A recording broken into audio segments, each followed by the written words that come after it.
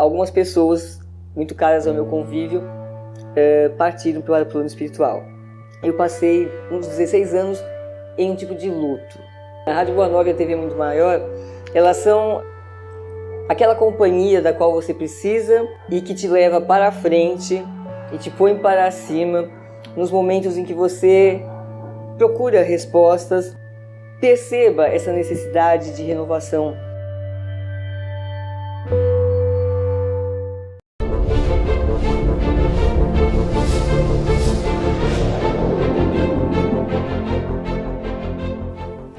Olá, meus queridos irmãos, estamos felizes de poder estar aqui de volta com vocês para realizarmos mais uma noite, mais um trabalho, mais um programa, mais um momento de estudo em nossa programação da Rede TV Mundo Maior.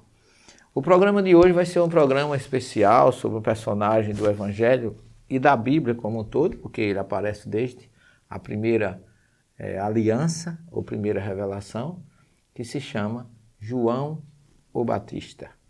Esse homem é até mesmo particularmente, eu que pertenci muitos anos à Igreja Católica, na teologia do meu seminário, parece que João o Batista não é tão citado, tão falado, não parece que lhe seja dado a importância de que ele merece. É tanto que eu nunca fiz um programa sobre João o Batista. Estou fazendo este a pedidos de telespectadores que foram enviados à nossa querida TV, e nós estamos aqui felizes de poder trazer algumas informações para vocês e deixar em aberto para maiores perguntas. Fiquem bem à vontade, porque quem fala muito bem da história de João no Novo Testamento é Lucas, que fala do seu nascimento. Mas João já é citado desde a primeira revelação. Em Malaquias 3, nós encontramos uma citação de que o Elias seria enviado antes que viesse o grande e temível dia do Senhor. Então esse personagem, Elias, defensor do monoteísmo lá no Monte Carmelo, desafiando os sacerdotes de Baal, Elias conhecido como Tesbita, que nasceu lá nas montanhas de Gileade, atual Jordânia, esse homem tem uma importância muito grande. O capítulo 17 do livro dos Reis, o primeiro livro do Reis, é todo dedicado à história dele, como parte também do capítulo 18, e nós temos hoje a maior felicidade de poder falar a respeito desse homem, porque eu tenho pesquisado muito, curiosamente, a vida de João e o papel que ele representa como figura de destaque na primeira, na segunda e na terceira revelação, que é a nossa doutrina espírita. Quando Jesus se transfigura no Monte Tabor, como está lá em Mateus 17, aparece Moisés e Elias. Quer dizer, Elias, que o próprio Jesus confirma que a volta, que João Batista foi o retorno de Elias, é uma figura de muito destaque. E ele forma, nós vamos ver, uma grande aliança. João é como se fosse, além de ter sido o precursor, vamos falar disso, que Jesus mesmo deu a João o valor que nós cristãos muitas vezes não damos, mas João, o nascimento dele, Lucas narra como um fato de muita relevância na história do povo hebreu, e como se João não fosse só o precursor do Cristo, mas ele também é a ligação entre a primeira e a segunda revelação. Então é muito forte a participação, como nós vamos ver, que aqui diz assim: nos dias de Herodes, Lucas, capítulo 1, versículo 5. Nos dias de Herodes, rei da Judéia, houve um sacerdote chamado Zacarias, da classe de Abias. Sua mulher descendente de Arão chamava-se Isabel. É bom que se diga que os homens, os sacerdotes também todos eram descendentes de Arão, porque Moisés representava a lei social e Arão a lei espiritual. E os sacerdotes, segundo o Êxodo 28, eles têm esse título de nascença. Ninguém é sacerdote porque querer ser. Ele já nasce, já é o Cohen, que é a figura espiritual forte do judaísmo, já é uma coisa hereditária. Por isso que aqui tanto Zacarias como a sua esposa, Isabel, eram descendentes de Arão. Aí diz, ambos eram justos diante de Deus e de modo irrepreensível seguiam todos os mandamentos e estatutos do Senhor. Não tinham filhos, porque Isabel era estéril e os dois eram de idade avançada. Vocês observem que os grandes vultos sempre acontece algo dessa natureza. Isaac, a sua mãe Sara, era estéril até chegar à idade adulta, quando chegou a ser mãe. Nós temos a história de Samuel, com a Ana e Elcana. Nós temos o próprio Cristo, que não teve, Maria não era estéril, mas esse processo que se fala hoje, que ela era virgem quando Jesus nasceu. Então há uma série de fatos que envolvem os grandes vultos do povo hebreu. E aqui nós temos Lucas nos dizendo, ora, aconteceu que ao desempenhar as funções sacerdotais diante de Deus no turno de sua classe, porque os sacerdotes tinham turnos, eles se revezavam.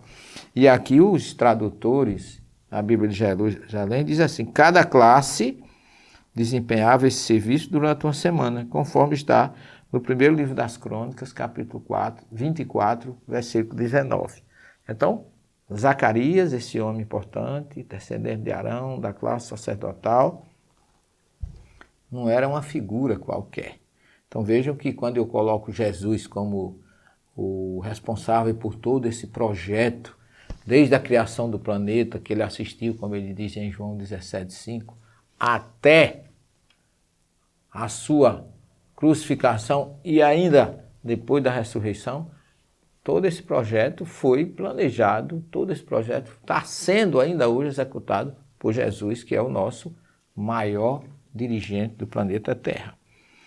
E aí diz que ele entrou, coube por sorte, conforme o costume sacerdotal, entrar no santuário do Senhor para oferecer incenso, que era aquilo que consistia esse incenso em renovar as brasas e os aromas no altar do incenso, que se encontrava diante do Santo dos Santos, que é uma área que só era reservada aos sacerdotes a entrar ali, que diz que essa oferta processava antes do sacrifício matutino e depois do vespertino. E só naquele ano ele era o sacerdote indicado para entrar no santuário, como está dizendo aqui, coube-lhe por sorte. Então houve um sorteio e coube a Zacarias entrar no Santo dos Santos, que é uma área do templo reservado só ao sacerdote. E aí, como ele diz, naquele ano, entrar no santuário, conforme o costume sacerdotal. Ora, apareceu-lhe então o anjo do Senhor de pé à direita do altar do incenso. O que significa? Ele, ao entrar no santuário, aparece o Espírito materializado, que ele viu à direita, está aqui falando, do altar do incenso. Ao vê-lo, Zacarias perturbou-se, porque não é toda hora que você vê um vulto materializado num local que nem podia, só ele poderia estar ali, ele não ficou tranquilo. E o temor apoderou-se dele. Lucas salienta de bom grado as manifestações do temor religioso, como tem várias citações na Bíblia sobre isso, no livro de Atos, do Deuteronômio, no Êxodo 20, que é o caso de Moisés e por aí afora. Então ele diz o seguinte, quando ele viu que ele se perturbou, o anjo, o Espírito materializado, disse para ele, não temas, Zacarias, porque tua súplica foi ouvida, e Isabel, tua mulher, te dará um filho, ao qual porás o nome de João. Esse nome significa Yahvé é favorável, Yahvé é bondoso, Yahvé é aquele que ajuda, favorece, traz aquilo de que você necessita. Terás alegria e regozijos, e muitos se alegrarão com o seu nascimento. Ora, ele será grande diante do Senhor. Não beberá vinho, nem bebida embriagante. Ficará pleno do Espírito de Deus ainda no seio de sua mãe. E converterá muitos dos filhos de Israel ao Senhor, seu Deus. Ele já tinha convertido como Elias e viria agora para o povo judeu, porque ele começou seu ministério na Judéia. Ele caminhará à sua frente com o espírito e o poder de Elias. Veja que já está sendo prometido que ele viria com o espírito e o poder de Elias, a fim de converter os corações dos pais aos filhos e os rebeldes à prudência dos justos, para preparar ao Senhor um povo bem disposto.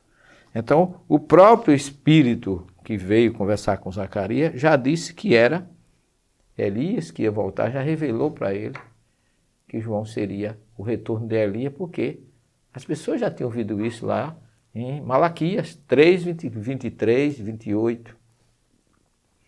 E já eis que eu vos enviarei o profeta Elias antes que venha um grande e temível dia do Senhor. Então, por isso que ele diz que ele vem com o poder e o espírito de Elias, porque era o espírito de Elias voltando agora no corpo de João. E aí Zacarias perguntou: de que modo saberei disso? Pois eu sou velho e minha esposa é de idade avançada.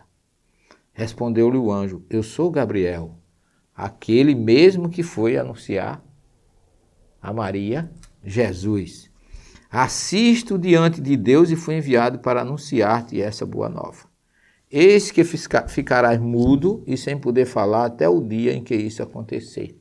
Porquanto não acreditaste em minhas palavras, que se cumprirão no tempo oportuno. O povo esperava por Zacarias, do lado de fora, lógico, admirado com sua demora. Quando ele saiu, não podia falar, como estava prometido pelo o Espírito a ele, porque o sacerdote, quando saía, fazia a bênção. E ele não podia falar, ele não disse nada, isso chamou a atenção. E quando ele não podia falar e compreenderam que tivera alguma visão no santuário, falava-lhes com sinais e permanecia mudo. Então vocês observem que uma série de fenômenos acontecem. Você observa que o povo acreditava que os espíritos enviados de Deus, os mensageiros, malach, em hebraico, que tem traduzido como anjo em grego, os malachim, ou mensageiros, eles apareciam muita pessoa. Tanto que o povo, quando viu que ele saiu, não lhe podia falar, compreenderam que tivera alguma visão no santuário, que era uma coisa que as pessoas sabiam que podia acontecer. E realmente era o que tinha acontecido. Nós não temos mais tempo, segundo os sinais do nosso grande companheiro de gravação, Bob Wagner, e nós vamos a um pequeno intervalo, não sai daí, que nós retornaremos já para continuar a história desse grande espírito enviado por Deus para defender o monoteísmo e preparar o caminho de Jesus. Não saia daí, que num minuto nós retornaremos. Até já.